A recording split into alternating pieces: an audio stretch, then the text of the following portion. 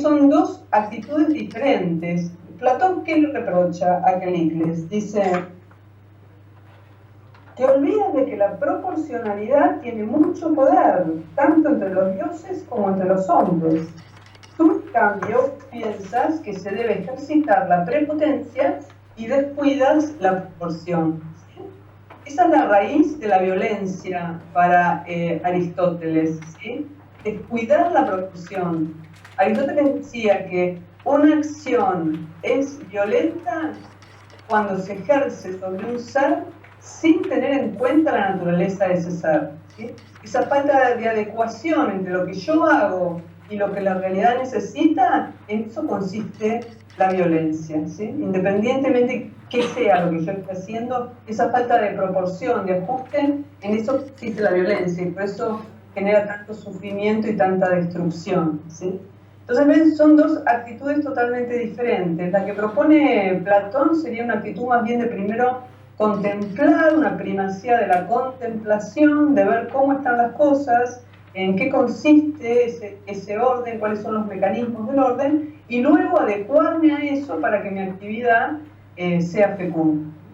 Como cuando yo tengo una planta, ¿no? Que tengo que fijarme cuánta agua necesita, si le viene bien estar al sol o estar a media sombra, o sea, me tengo que ajustar a la naturaleza de la planta para después poderla tratar según sus necesidades y que entonces crezca y se fortalezca y se realice toda la potencialidad que tiene esa planta, ¿sí? Entonces, el orden sería algo constitutivo de los seres y ajustarnos al orden estaría en función del servicio de la vida, ¿sí?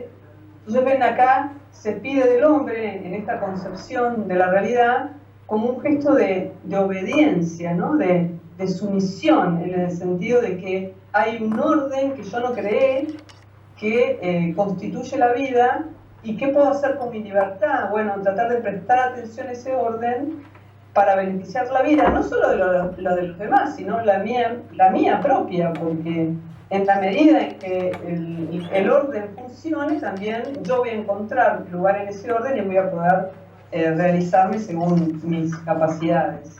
A eso apunta el siguiente texto, donde Platón habla de encontrar su propio lugar dentro de esa trama de las leyes. Dice: aquel que cuida de todo el mundo ha dispuesto todas las cosas como es necesario para la conservación y la conservación del conjunto, de suerte que cada parte no hace o no sufre más que lo que justamente le corresponde y hasta donde alcanza su potencia. Tú mismo, mortal, eres una de tales partecillas, la cual, por pequeña que sea, trabaja de continuo en pro de las finalidades del todo y en ellas encuentra tu propia finalidad, ¿sí? O sea, ocupando mi lugar en el orden, sirvo al orden y también me realizo a mí mismo.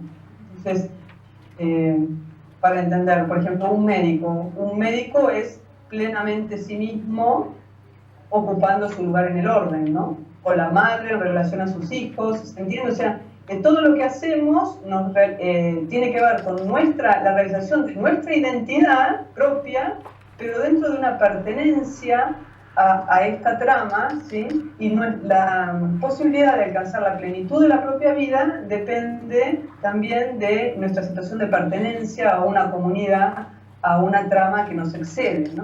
Somos protagonistas, pero nos exceden, ¿sí? Como individuos. ¿Se entiende hasta ahora? ¿Se ve la vinculación de la cuestión del orden con lo uno? Porque el orden sería la unidad dentro de la multiplicidad, ¿sí? Cada individuo es algo en sí mismo, pero a su vez forma parte de algo que lo excede, ¿sí? Que constituye una unidad, ¿sí? La unidad en la multiplicidad sería lo que está detrás del concepto del orden, ¿sí? Bueno, luego en el apunte tienen la relación a San Agustín, ¿no? San Agustín está muy vinculado al platonismo.